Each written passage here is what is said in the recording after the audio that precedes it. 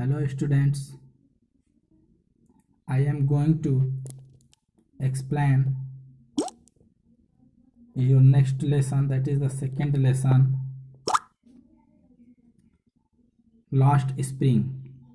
This lesson has been written by Anish Jung, an Indian writer, and this Lost Spring is excerpt from his writing, his long story, The Lost Spring, Stories of a Stolen Childhood. In this story, narrator has shown that how poverty and adverse circumstances compel to anyone to live in filthy and unhygienic condition, situation, environment. And also writer has shown that how children of such poor people, poverty stricken people and poverty stricken children are exploited by society,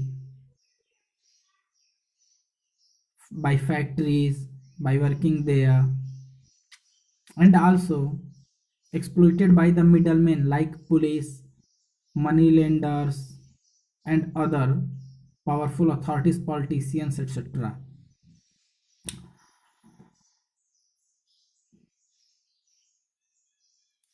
For this purpose, writer has created two characters, both belonging to different society, yet having common characteristic of poverty.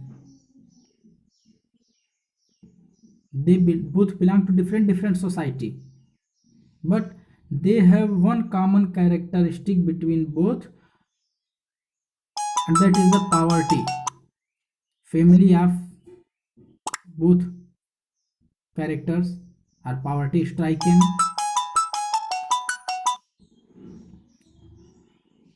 One character is Sahib, and second character is Mukesh. Sahib and his family lived in the periphery of Delhi named Simapuri.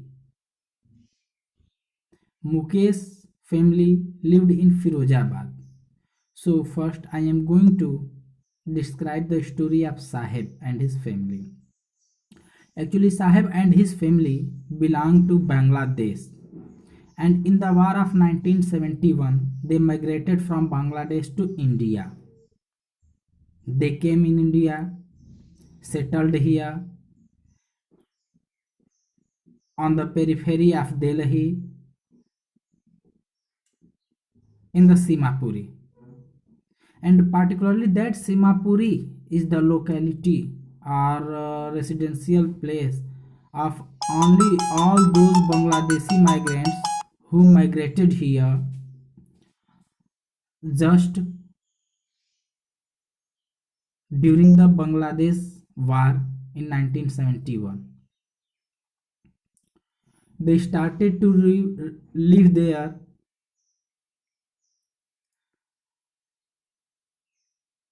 and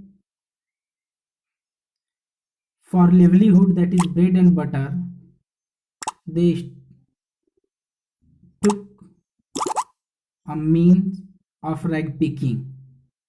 means उन्होंने अपने जीवनी के लिए rag picking, कूड़े चुनने का कार्य adopt किया. And all those people who were living in Simapuri, each and everyone was busy in that rag picking. No one was going to do other work because they have no such qualification or other needs and whatever is there was there, but they started the job of rag picking. Narrator used to go and come from that Simapuri place. And whenever she passed, she used to see in early morning rag picking by the Sahib and his other friends like him. After 2, 3, 4 days or some days, when both Sahib you also saw him, her, and she also saw him, and thus both became acquainted with each other. Acquainted means parichit. And one day, narrator that is Anis Jung asked Sahib, why did he not go to school? Sahib said, because there was no school in his neighborhood, and when anyone would build a school, then surely he would go to school. Narrator asked whether if she would build a school, then whether he would come. He replies, sure. And one day, Sahib, when saw going narrator, then ran towards her and asked with her whether her school was builded or prepared. But narrator said hopelessly that no, it means building of a school takes lot of time. So in such short period of time, she could not complete school for Sahib. Also, narrator during communication asked why he is barefoot. Then Sahib replies that his mother did not brings down slipper usually. Only on any occasion, particular occasion, she used to give him, otherwise not. And other rag pickers were also barefoot. Thou each and every one longed for shoes, slippers in their or in one's feet. Narrators one day asked what was the meaning of Sahib. Thou Sahib was not aware of the exact meaning of his name, so he did not reply. But narrator told him that his name's meaning is Sahib e Alam, that is the master honor of the universe. Yet after hearing this sense meaning, Sahib did not care about this, and he became busy in rag picking again. Thou narrator found that each and every one was there in bare feet, in tattered clothes, etc. So she concluded that probably that was the effect of perpetual poverty. After a lot of communication, other later comes conclusion that poverty was for them a perpetual succession, and a perpetual poverty was there on them. After that, after some days, narrator writes that one day she saw Sahib standing on the gate of club, and there by standing there Sahib was looking to two people who were busy in playing tennis in the inside of the club, and Sahib was standing outside of the gate on the road, and thus he was looking, and he told her that he longed for to play tennis, but when no one became there in the park, then the gateman of the park allowed to go him into the park to move to play for his amusement. After that, one day, with the passage of time, one day again, narrator met with Sahib, and then narrator saw that Sahib was taking canister on his head and his bag was on his back shoulders. Then during communication, Sahib told narrator that then he was appointed or he was working on a tea stall for the 800 rupees and whole time meal, whole day meal. Then narrator asked whether he was happy with his job. And then having heard the question, such question, this question of narrator, Sahib lost cheerfulness and carelessness on his face. He comes under pressure, and this gesture and posture of the face of Sahib shows narrator or told narrator that no, Sahib was not liking that profession, yet he was compelled to do that work. And by doing their work, now Sahib was an employee and his tea stall master owner was his master, and the Sahib had lost his identity, his freedom. He was no master of his own. Means साहब वहाँ work करके job करके अपना master नहीं रह गया था.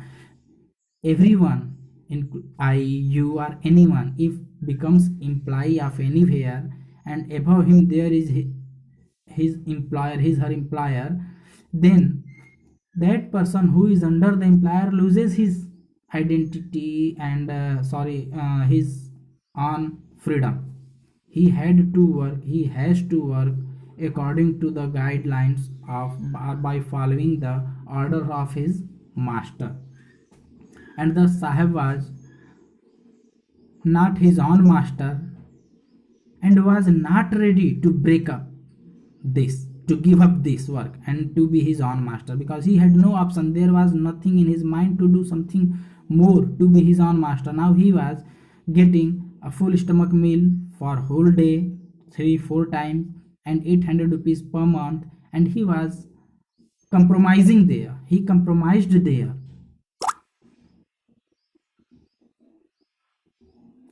And further narrator says or writes in book, in text, that thou Sahib was working in tea stall, but the burden of canister on his head was more than the burden of his own bag.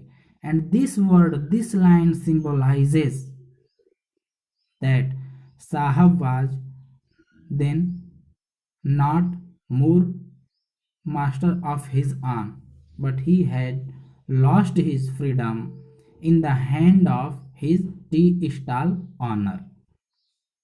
Thus, the story of Sahib is concluded by showing that how a perpetual succession of poverty, how a perpetual poverty crushed or crushes many children to go in the hands of usurers, money lenders, middlemen, brokers, and how they are being exploited in factories and other working places illegally. And no one is bothering about this and how they are being exploited. In same way, in second part of the lesson, second part related to the story of Mukesh. Mukesh also belonged to poor family, whose family is poverty stricken perpetually, that is शाश्वत continue पीढ़ी दर पीढ़ी जो गरीबी आ रही है वो that is poverty stricken perpetually poverty stricken. And Mukesh family lived in Firozabad. Firozabad is the center of the bangle makers. At the lot value, lot quantity, bangles are prepared there.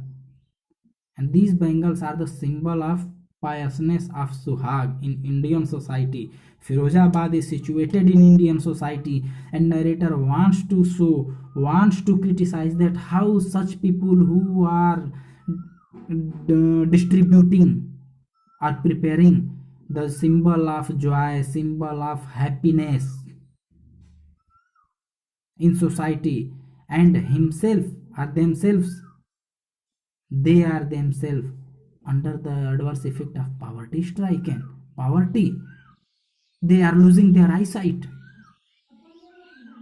they have lost their identity, they are under pressure of middlemen, usurers, and brokers, and exploitation of factories. Mukesh family also belonged to poor family, and they lived in Firozabad among other Bengal makers. And more than this, Mukesh family is also suffering from the same problem as other Bengal makers are suffering. And how suffering? Due to extreme heat and polished dust of Bengals, they have or they had to lose their eyesight in early age. Even after working hard or after hard toil, they could not get full stomach food meal for a day. Only they content themselves, or they made satisfy themselves by taking meal full stomach during at night. रात्रि के समय में वे केवल एक time भरपेट खाना खा लेते हैं और सो लेते हैं, and they do not feel pain in their stomach, और did not feel pain in their stomach, and that is then they satisfied that okay, today we have got something. Such was the critical situation in that time of the poverty stricken society and sufferers, and all such things has been opened shown in this lesson. Now Mukesh family also belonged to poor family, yet he wanted, contrary to the Sahib, Mukesh wanted to be free, to be his own master. He wanted to learn how to drive vehicles. He wanted to be a motor mechanic, and for this purpose he was ready to go for a long way on the walk on a to a mechanic or on a mechanic shop to learn this knowledge. He was ready, and he did so. Narrator asked whether he wanted to learn how to fly aeroplane. Mukesh rejected because he was contented only by learning how to drive car, because he was knowing very well that he had no opportunity to learn how to fly aeroplane. He had no opportunity, he has no facilities to go there. But how to learn how to drive car, to learn was more easy, was difficult, though difficult, but under his reach, yet his reach. यद्यपि उसके लिए कठिन था, फिर भी उसके पहुंच के अंदर था. And thus Mukesh was ready to learn, to be his own master. He was ready to oppose his traditional lineage customs, that is the making of Bengals. He wanted to make free his parents' guardians from that filthy and critical situation of Bengal making.